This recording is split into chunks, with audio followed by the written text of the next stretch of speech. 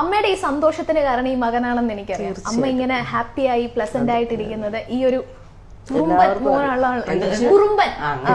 അതെ അതെ സത്യമായ ഒരു കാര്യമാണ്. ആ പറഞ്ഞ അക്ഷരം പ്രതി സത്യമാണ്.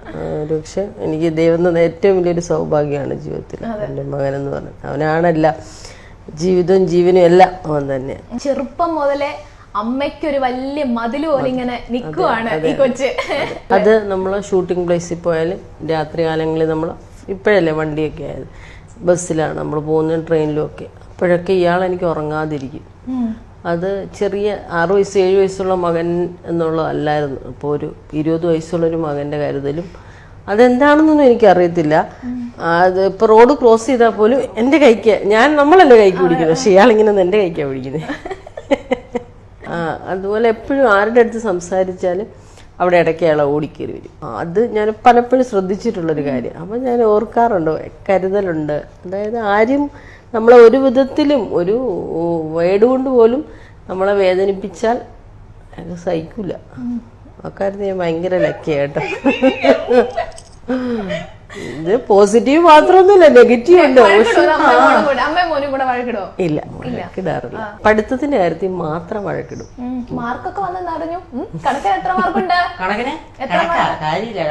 എനിക്കറിയാം 50-ൽ 48 കേട്ടോ പ്രേക്ഷകരെ, 50-ൽ 48 മാർക്കാണ് കിട്ടിയിരിക്കുന്നത്. ഇങ്ങനെയൊക്കെ ആണെങ്കിലും പഠിത്തത്തിൽ മിടുക്കനാണെന്നാണ് അതിനർത്ഥം. വിചാരിച്ച് കുറച്ച് ഉഴപ്പായിരിക്കും. എന്റെ ദൈവമേ, ഉഴപ്പായിരിക്കുന്നു. ചില സമയം ഭയങ്കര ഉഴപ്പാണ്.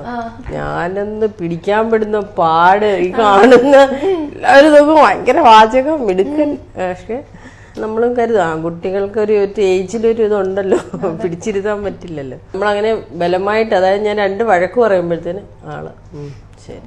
പിന്നെ എല്ലാത്തിനും നമ്മളോട് എല്ലാ കാര്യങ്ങളും അവന് അഡ്ജസ്റ്റബിൾ ആയിട്ട് പോകുന്ന ഒരാളാണ്. ഉള്ളതും ഇല്ലായ്മയും അത് ഏറ്റവും വലിയ. ഞാൻ എൻ്റെ മോനെ അവന് ആ ഒരു ഇതിൽ പറയല്ല, വാശിയോ ഒന്നത് വേണമെന്നോ അത് ചെറുതിലെ ആ ഒരു ശീലിപ്പിച്ചത് കൊണ്ടാവാം. എന്ത് തന്നെയായാലും നമുക്ക് ഉണ്ടെങ്കിലുണ്ട്, ഇല്ലെങ്കിലില്ല.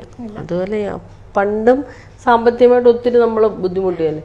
ഇപ്പോഴും അയാൾക്കത് ആ ഒരു പൈസ ചെലവാക്കുന്നതിന് അയാൾക്ക് ഭയങ്കര ബുദ്ധിമുട്ടാണ്. കാര്യപ്രാപ്തി. അതെ അതെ അതെ. നല്ലവനായ ഉണ്ണിയായിരുന്നു. ഇനി നല്ലവനായ ഉണ്ണിക്ക് വേറൊരു ഷെയ്ഡ് കാണുമല്ലോ. വീട്ടില് കുരുത്തക്കേട്, കുസൃതി, വഴക്കാളി. ഡീസന്റ് ആണെന്നാണല്ലോ ഇതുവരെയായിട്ടും പറഞ്ഞു വെച്ചേക്കുന്നത്. ഞാൻ വെറുതെ കളയണോ? തുറന്നു പറയരുത്, മുട്ടായി മേടിച്ചു തരാം. പറ്റത്തില്ല.